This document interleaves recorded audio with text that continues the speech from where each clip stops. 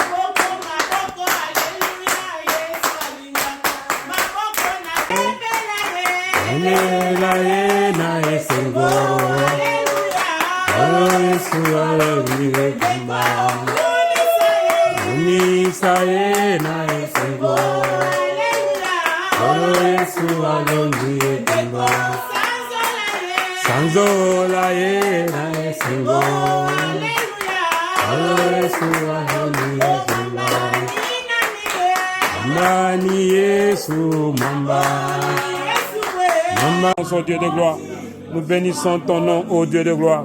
Nous t'élèvons, ô Seigneur. Nous te magnifions, ô puissant d'Israël. Merci pour ce que tu fais. Merci pour ce que tu as accompli, Seigneur, dans notre vie. Nous croyons en ta puissance. Nous croyons laisser nos occupations particulières et nous sommes venus dans cette maison qui est transformée en maison de prière, qui est transformée en lieu de culte. C'est parce que nous savons que nous venons pour suivre ces dieux-là qui nous écoutent. Si nous n'avons pas cette assurance, ça ne sert à rien. Ça serait comme si on cherchait à passer du temps, on va dire, de 14h à 18h parce qu'il y a le temps d'arriver, il y a les 2 heures de culte et après on va rentrer à nos maisons.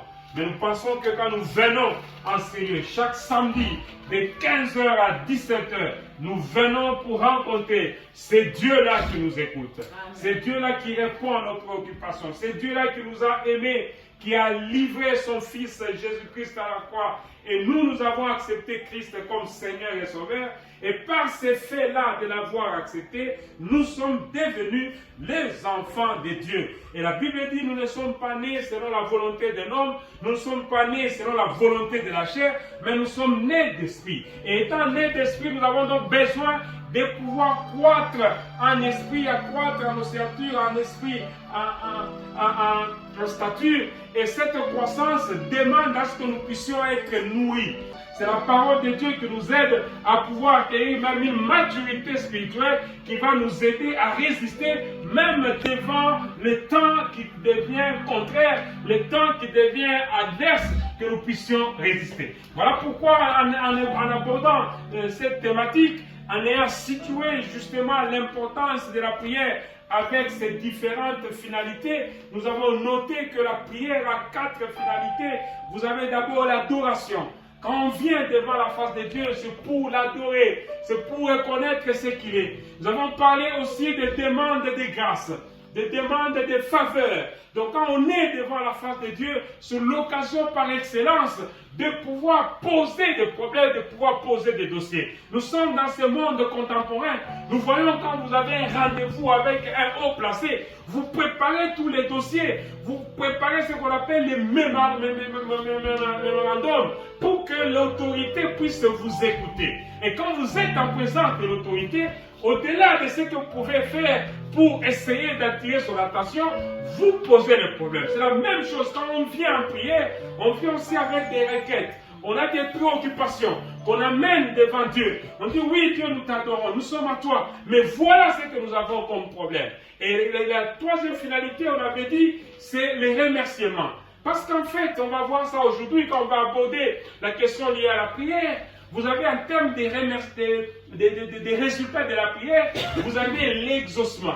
Et l'exaucement à votre prière va vous pousser au remerciement, qu'on peut aussi considérer comme étant action de grâce. C'est que la finalité de la prière aussi, c'est le fait de pouvoir remercier Dieu. Remercier Dieu pourquoi? Pour tout ce qu'il a fait, pour ce qu'il va faire, qu'il fait maintenant, et pour ce qu'il va faire. C'est en fait ça, la vie d'un enfant de Dieu. Donc en tout temps, on doit remercier Dieu. Et la quatrième finalité, on a dit, c'est le pardon. Parce que nous sommes des hommes. Nous branchons de plusieurs manières. On peut arriver qu'on n'a pas marché selon la voie du Seigneur. Alors quand on s'approche de Dieu, on demande son pardon. Et Dieu nous accorde une parfaite harmonie avec Dieu. Nous rentrons en communion avec Dieu. Et quand on est en communion avec Dieu, on a cette aisance, on a cette satisfaction d'être accepté par lui qui est notre Père. Alors nous avons avancé pour parler des fondamentaux de l'Église primitive. Alors au niveau des fondamentaux de l'Église primitive, nous avons été aidés par la référence qui se trouve dans Actes 2 et le verset 42. La Bible déclare, il persévérait dans l'enseignement de la parole de Dieu.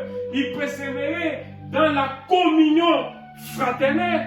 Il persévérait dans la fraction des pains et il persévérait dans les prières.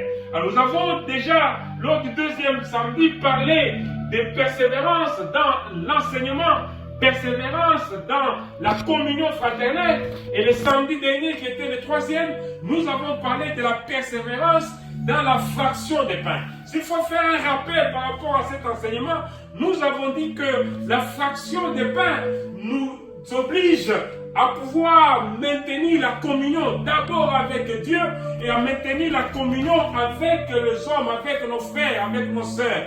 Et cette communion, cette fraction de pain nous amène aussi à nous préparer en vue de pouvoir participer à cela.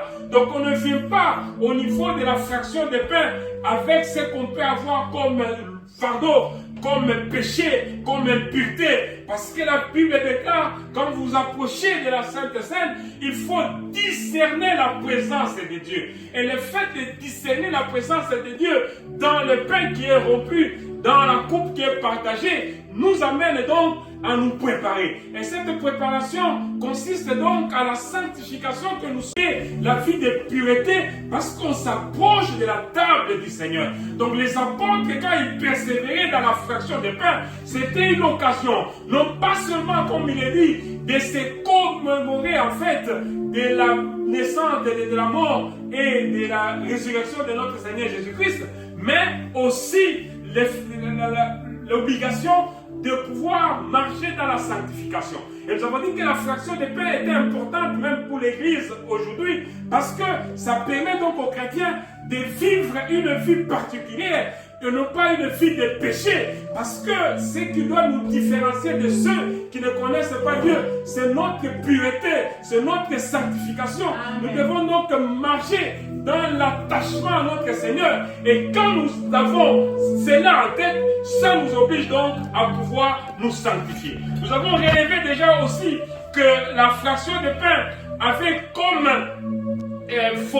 finalité le fait d'abord de se commémorer. La Bible dit, faites ceci en mémoire de moi. Donc chaque fois qu'il y a la fraction de pain, on pense au Seigneur Jésus-Christ, comment il est venu, il est mort et comment il est ressuscité. Donc c'est en mémoire de Christ qu'on participe à la fraction des pains. Nous avons évoqué aussi le deuxième aspect, c'est la proclamation de la mort et de la résurrection de notre Seigneur Jésus-Christ. Et le troisième élément, c'est le fait de maintenant d'aller répandre l'évangile, d'aller répandre la bonne nouvelle. Faites ceci en mémoire de moi. Et on nous dit qu'il faut aller annoncer cela jusqu'au retour de Christ.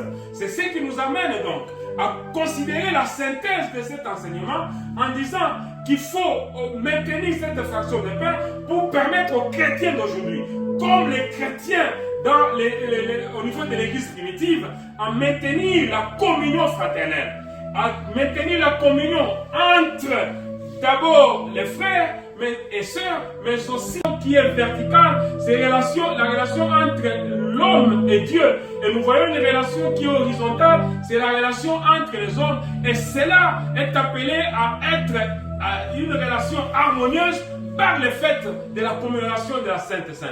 Et nous voyons aussi que cette Sainte Seine pousse cet homme-là qui doit s'approcher à pouvoir naturellement se préparer. Et la préparation consiste en sa sanctification parce qu'en prenant la Sainte Seine, il discerne la présence de Dieu. On ne peut pas s'approcher de Dieu de n'importe quelle manière. Il faut s'approcher de Dieu en se débarrassant des impuretés. On a même soutenu cela par le fait que Jésus-Christ, quand il est ressuscité et était apparu au niveau des disciples, nous sommes en Jean 21, la Bible déclare au moment de la fraction des pains, les disciples qui étaient aimés par Jésus-Christ a dit aux autres, oui, c'est le Seigneur. Donc, et en disant cela, Pierre qui n'avait pas d'habit, la nudité qui représente le péché, était obligé d'aller se couvrir. Donc on ne peut pas s'approcher de notre Seigneur avec le péché. Il faut se débarrasser de toute impureté. Et nous disons aussi que en prenant cette Sainte Seine, on doit discerner la présence de Dieu.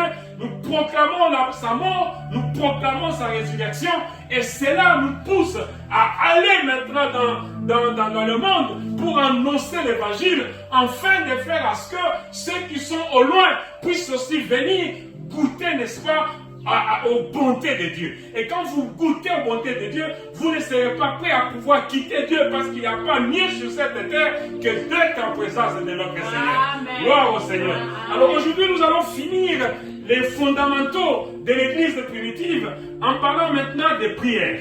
Parce qu'on dit, ils persévéraient dans l'enseignement, dans la communion fraternelle, dans la fraction des... Nous allons donc aborder l'aspect des prières. Alors nous allons dire ici que l'église primitive chérissait l'occasion d'une communion directe avec Dieu et ne manquait jamais l'opportunité de pouvoir prier lorsqu'elle se réunissait dans l'adoration. Donc la Bible déclare qu'il faut persévérer. La persévérance, ça veut dire il faut continuer, il faut tenir, même si la situation est adverse. Quand on parle de persévérance, c'est qu'on est dans une situation où normalement on devait arrêter. Mais la Bible nous dit qu'il ne faut pas arrêter, il faut continuer. Donc l'église primitive avait connu des problèmes, avait connu des oppositions. Mais devant ces oppositions, la force de l'église primitive résidait dans les prières. Donc l'église primitive persévérait dans les prières malgré l'opposition, malgré l'adversité. Donc au jour d'aujourd'hui, face à ce monde qui est en trouble, face à ce monde qui est bouleversé, il est demandé aux chrétiens de pouvoir rester en prière. C'est rien que par la prière que nous pouvons résister. C'est rien que par la prière que nous pouvons vaincre les forces du mal. Cela a été reconnu déjà à ce temps-là par l'apôtre Paul qui recommande en 1 Timothée, chapitre 2, le verset 1, le verset 2, le verset 3 et 4. Donc on va dire 1 Timothée, chapitre 2, du 1er au 4e verset, Paul reconnaissait déjà l'importance de la prière. Qu'est-ce qu'il dit aux chrétiens? Je vous exhorte donc, avant toutes choses, à faire des prières, des supplications, des requêtes, des actions de grâce pour tous les hommes, pour le roi, pour tous ceux qui sont élevés en dignité, afin que nous menions une vie paisible et tranquille, en toute piété et honnêteté. Cela est bon et agréable devant Dieu, notre Sauveur, qui veut que tous les hommes soient sauvés et parviennent à la connaissance de la vérité. Bien-aimés dans le Seigneur, dans ces versets, nous trouvons la synthèse de tout ce que nous pouvons dire maintenant.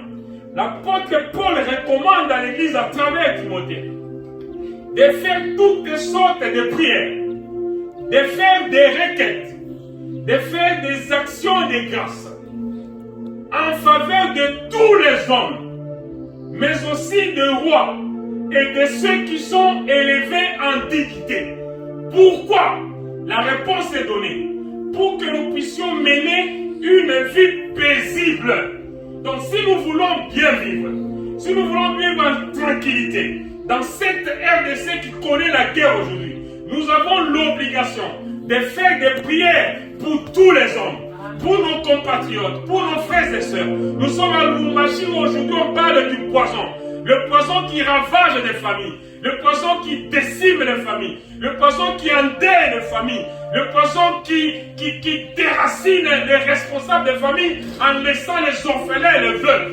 Devant cela, nous devons prier pour que ceux qui ont des mauvais cœurs puissent revenir à Christ et qu'ils abandonnent la voie de la méchanceté. Amen. Devant les problèmes de la guerre, nous devons prier pour que la paix règne au niveau du pays. Parce qu'un pays en guerre ne se développe pas. Il n'y a pas de développement pendant la guerre. Donc nous avons l'obligation de prier pour que la paix règne dans notre pays. Et quand cette paix reviendra, tout le monde va se réjouir des richesses que Dieu a données au pays. Que dire des autres? Les autorités ont beaucoup de problèmes à résoudre.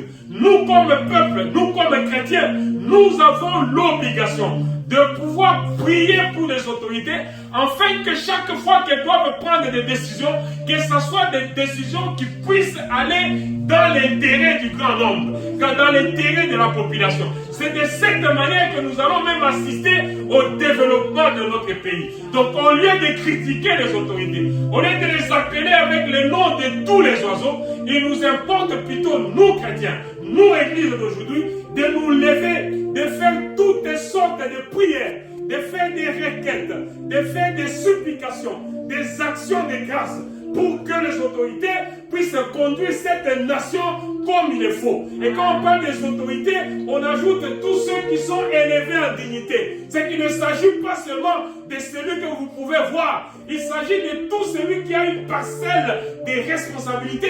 Il faut prier pour celui, pour que là où il est, qu'il puisse conduire les choses de manière à ce que ces choses soient dans l'intérêt du plus grand nombre, que ce soit dans l'intérêt de la paix, que ce soit dans l'intérêt du vivre collectif, afin que les choses puissent marcher.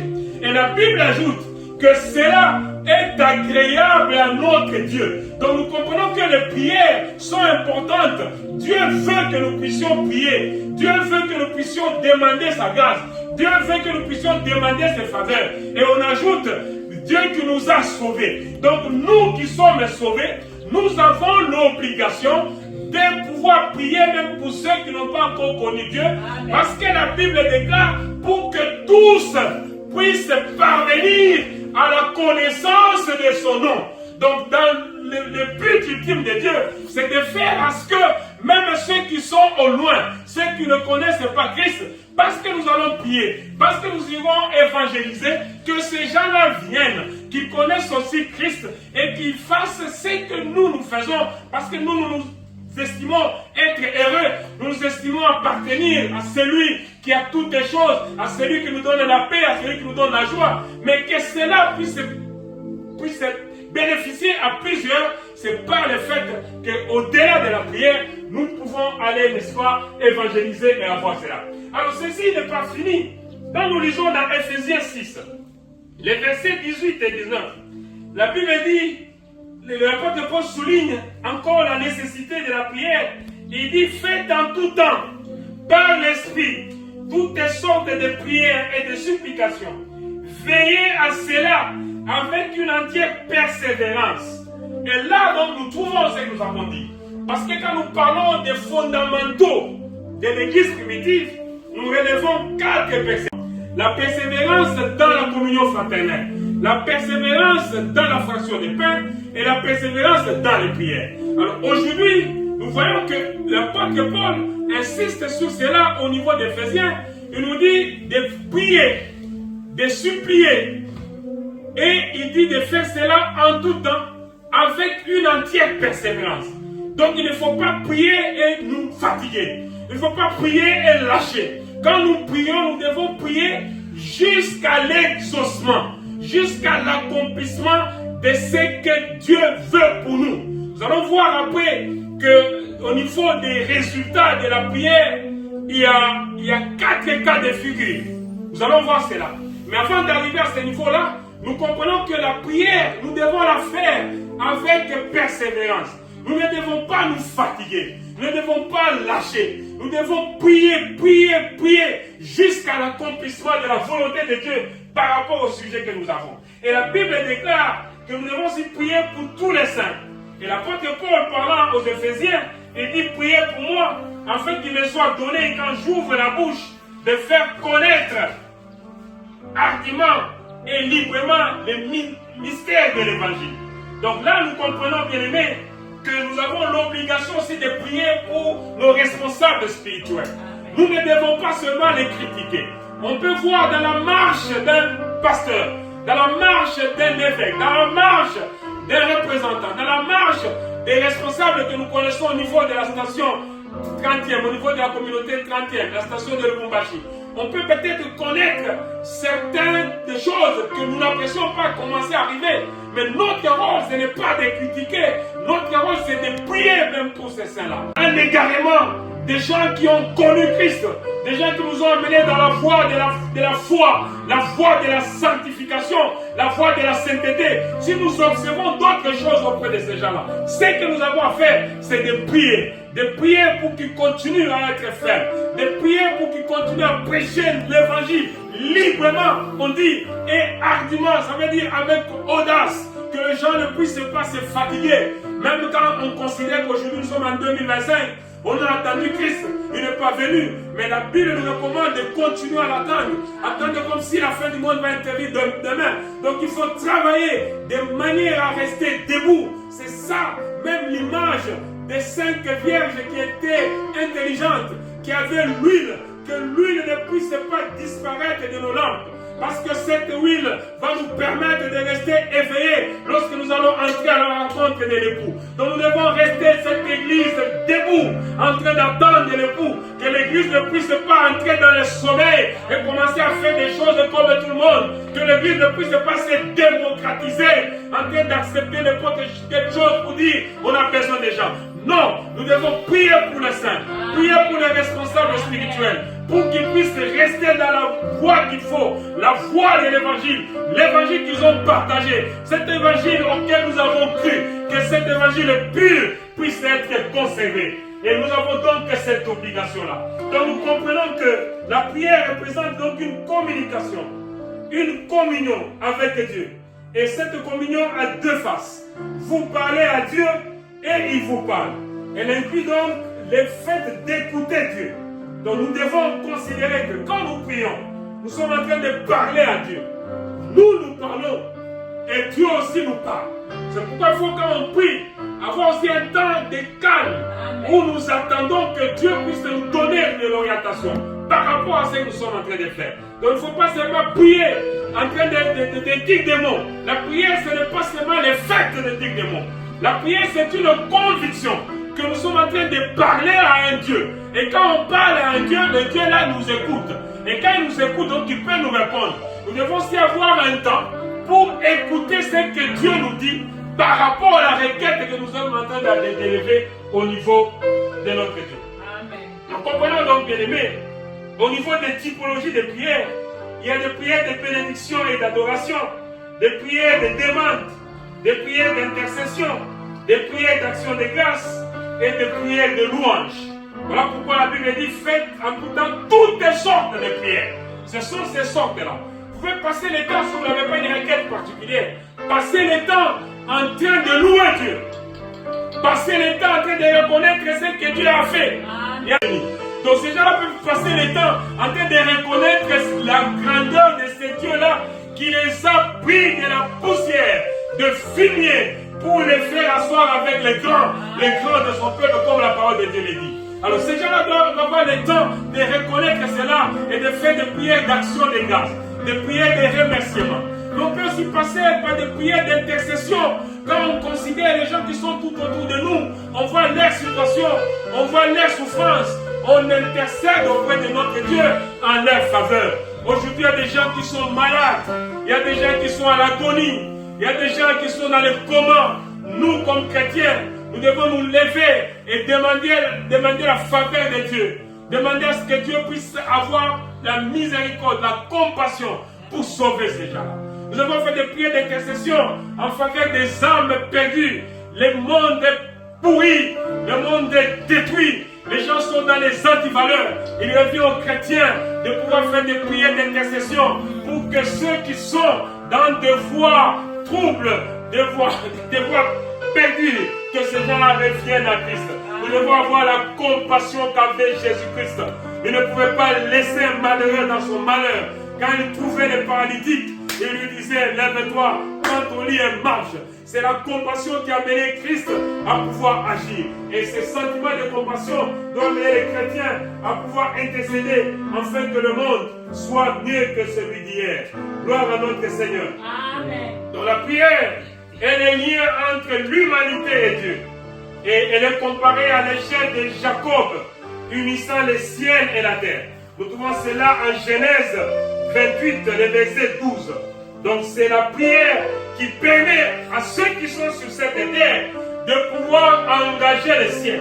Et quand vous engagez le ciel, les choses ne se passent plus en respectant les principes du monde. Les choses se passent selon les conseils divins. Donc Dieu vient intervenir dans les choses du monde afin de démontrer au monde sa divinité, afin de démontrer au monde sa nature de Dieu. La nature de Dieu, c'est de faire des choses au-delà de notre entendement. La nature de Dieu, c'est d'accomplir des choses au-delà des schémas classiques. Donc là où nous pensons que les choses doivent normalement se passer comme ça, quand nous faisons appel à Dieu, les choses se passent de manière divine. Ce n'est plus de manière normalement. Il n'y a plus de normalement dans Dieu. Quand Dieu intervient, c'est pour faire à ce que ce qui était anormal devienne normal. Ce qui était impossible devienne possible. Donc la prière nous permet d'engager Dieu dans ce que nous faisons. Et quand Dieu vient dans ce que nous faisons, il vient avec sa divinité. Il vient comme Dieu. Voilà pourquoi Jésus-Christ, devant le problème de Lazare, il pouvait intervenir normalement en allant vite, en amenant les médicaments pour que Lazare puisse se guérir. Mais Jésus a laissé passer le temps. Et en laissant passer le temps, la Bible me dit que Lazare est mort. Il n'était pas seulement mort, Lazare a été enterré. Il n'était pas seulement enterré, Lazare a fait 4 jours. Mais quand Jésus est venu, il est venu pour agir comme Dieu. Devant le problème de Lazare, ce n'était pas la guérison, mais c'était la résurrection de Lazare pour montrer qu'il était Dieu. Je voudrais dire en prêchant ce message que le Dieu que nous invoquons, c'est celui qui intervient dans des problèmes qui étaient pourris dans notre vie, afin de donner vie à ceux qui étaient pourris. La prière nous permet de changer cours normal des choses. Parce que la prière engage Dieu dans ce qui est dans ce monde ici. Et là, on ne parle plus de normalement. Normalement, Archimède nous dit que quand nous avons un poids qui dépasse celui de l'eau, quand nous marchons sur l'eau, nous devons nous engloutir. Mais Dieu, quand il agit au-delà de ce principe d'Archimède. Voilà pourquoi Jésus-Christ pouvait marcher sur l'eau. Donc la prière amène à bouleverser les choses pour que la volonté de Dieu puisse se notre Seigneur. Donc la prière incarne une profonde confiance dans le pouvoir de Dieu d'intervenir et de transformer les événements. Et Christ pouvait dire à Matthieu 17, 20, il nous enseigne qu'avec une foi qui est aussi petite qu'une graine de moutarde, rien n'est impossible. Bien aimé, je voudrais donc, chaque fois que nous allons nous mettre en prière, que nous puissions considérer que rien n'est impossible à notre Dieu. Si Dieu était comme un homme, tous les hommes n'allaient pas venir à lui. Les gens viennent à Dieu parce que Dieu, il est Dieu. Donc il n'agit pas comme un responsable de ce monde. Il n'agit pas comme un dignitaire d'État. Il n'agit pas comme un souverain du monde. Dieu agit comme Dieu. Et devant lui, il n'y a rien qui soit impossible. Gloire à notre Seigneur. C'est ce Dieu-là que nous proclamons. Et la Bible dit en Matthieu 18, 20, là où 2 ou 3 sont réunis à mon nom, je suis avec eux. Nous avons donc conscience que Dieu est au milieu de nous. Alors nous pouvons nous poser la question de savoir quand prier. C'est très important. La question peut être posée. Mais la Bible nous donne la réponse. Il faut prier sans cesse. Nous sommes en 1 Thessaloniciens 5, 16. Alors est-ce qu'on va se dire ici qu'on est arrivé à prier sans cesse? Là on verra prochainement que prier sans cesse c'est au niveau de l'attitude. C'est donc qu'il est écrit que tout ce qui est agréable, tout ce qui est digne d'approbation, ce qui est louable, soit l'objet de vos pensées. Donc on arrive à prier sans cesse lorsqu'on a une pensée qui est focalisée vers la volonté de Dieu. Donc même quand nous marchons en acceptant ce que Dieu accepte et en refusant ce que Dieu refuse. Même si la réalité du monde peut nous amener à voir ce que nous voyons. Mais même si nous voyons ce que nous voyons, nous, par le fait de prier sans cesse, même en voyant une situation négative, nous voyons la gloire de Dieu devant cette situation-là, à travers cette situation-là. C'est ce qui nous amène à prier sans cesse. Donc nous ne pouvons pas accepter la situation qui est contraire à la volonté de Dieu. Nous ne pouvons pas accepter la situation qui est contraire à ce qui est louable. Nous ne pouvons pas accepter la situation qui est contraire à ce qui est digne de louange. Donc en tout temps, nous marchons en disant que seule la volonté de Dieu doit se faire sur cette terre. Et cela est corroboré aussi par ce que vous allez trouver en Psaume 109, de verset 4. Il faut aussi prier en tout temps. Ça c'est en Éphésiens 6, 18. Il faut prier en toutes choses. Là c'est Philippiens 4, 5. Et il faut prier en tout lieu. Là nous sommes à 1 Timothée, chapitre 2 et verset 8. Donc priez sans cesse, 1 Thessaloniciens 5, 16. Priez en tout temps, Éphésiens 6, verset 18. Priez en toutes choses, Philippiens 4, 5. Priez en tout lieu, 1 Timothée 2, 8. C'est ça que la parole nous recommande. Donc en tout lieu, on peut prier. Que ce soit à la maison, que ce soit au travail, même dans son véhicule, même en marchant, on est obligé à prier, à prier. Donc la prière, comme je l'ai dit, c'est cette communion, cette communication avec le Dieu le Père. Et Dieu nous écoute. Gloire à notre Seigneur. Donc, il y en a plusieurs. Mais aujourd'hui, nous allons seulement toucher à 2 résultats. Il y en a au moins 10. Nous allons donc continuer prochainement. Alors, les résultats que nous voulons toucher aujourd'hui, il y en a 2 seulement. Le premier, c'est la paix de Dieu. Donc quand nous prions, nous obtenons la paix de Dieu. Ça signifie, la foi nous amène à ne plus vivre selon ce que nous voyons, mais vivre en attente de l'accomplissement de la promesse de Dieu. Et par ce fait-là, nous ne sommes plus troublés par la situation que nous voyons. Aujourd'hui, il y a un cantique qui est sorti, qui a amené même mon épouse à dire qu'il faut qu'elle sorte aussi les cantiques. On dit, il est les troubles qui troublent, les troubles qui me troublent. Donc c'est lui que Dieu. C'est que Dieu est celui qui amène à freiner les troubles qui pouvaient nous troubler. Et par ce fait-là, on est dans une situation difficile. Mais par le fait qu'on a prié et qu'on a foi à l'exaucement, l'attitude normale, c'est d'être calme, c'est d'avoir la paix. Et c'est Dieu qui donne cette paix-là comme résultat de la prière. Et nous pouvons corroborer cela quand on lit Philippiens 4, à partir du premier verset, on est dans 1 Pierre 5, 7. On comprend que Dieu nous amène à la paix lorsque nous prions. Alors ceci est bien dit en Ésaïe 26, le verset 3. La Bible dit, tu garderas dans une paix parfaite l'esprit qui s'appuie sur toi, car il se confie en toi. C'est que quand nous nous confions en Dieu, nous avons une paix parfaite. Un chrétien, ce n'est pas quelqu'un qui est troublé. Ce n'est pas quelqu'un qui est dépassé au point de commencer à parler à tout passant. Vous avez amené votre situation à notre Seigneur. Ce que vous devez faire, c'est vous attendre à la réponse de Dieu. Et quand vous attendez la réponse de Dieu, on s'attend à sa réponse en étant calme, en étant dans la paix. Voilà pourquoi chaque fois Jésus, après sa résurrection, il disait que la paix soit avec vous. Donc la présence de Dieu nous amène la paix comme premier résultat de la prière. Deuxième résultat, c'est par là que nous allons finir aujourd'hui, c'est la joie de l'exaucement. Donc si nous prions dans la ligne de la volonté de Dieu, il nous exauce. Nous avons donc l'exaucement qui est promis, mais pas nécessairement comme nous le pensons. On peut donc à ce niveau-là voir 4 types de réponses que Dieu peut donner. Parce que Dieu n'est pas notre garçon d'épouse. Dieu n'est pas celui quand on nous dit donne-moi ça, il donne directement. Non, il donne. C'est ça la première façon. Si la prière que nous faisons à notre Dieu entre dans la ligne de sa volonté parfaite, là nous demandons à Dieu directement, nous avons la réponse. C'est ça la première manière. Il y a un exaucement, oui, direct, lorsque ce que nous demandons rencontre la volonté parfaite de Dieu. N'amenez pas Dieu à une situation où il va devenir comme votre garçon d'épouse. Venez, il dit, non, Dieu ne peut pas vous répondre. Quand vous lui demandez, il exauce si ce que vous demandez entre dans la parfaite volonté de Dieu. Deuxièmement, c'est que Dieu diffère sa réponse. Ça signifie nous demandons à Dieu quelque chose aujourd'hui, mais cette chose est autant marquée par Dieu. C'est là qu'on nous demande la persévérance. C'est là aussi qu'on peut nous demander la patience. C'est là que Habakkuk peut dire, il faut attendre.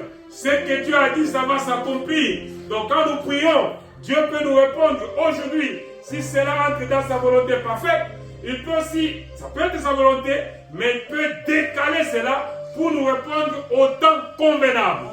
C'est ce temps-là qu'on appelle le temps de Dieu. Mais ma prière aujourd'hui, c'est que ce que nous allons faire comme prière, que ça puisse rencontrer la volonté de Dieu pour que Dieu nous réponde aujourd'hui.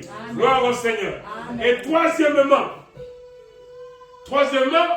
Dieu peut nous répondre favorablement, mais pas comme nous l'avons pensé, pas comme nous l'avons souhaité. C'est à ce niveau-là que vous pouvez demander à Dieu de vous établir aux États-Unis, mais lui vous établit en Belgique. C'est que Dieu vous veut là-bas. Et votre position de fils soumis, obéissants, c'est d'aller là où Dieu vous dit d'aller.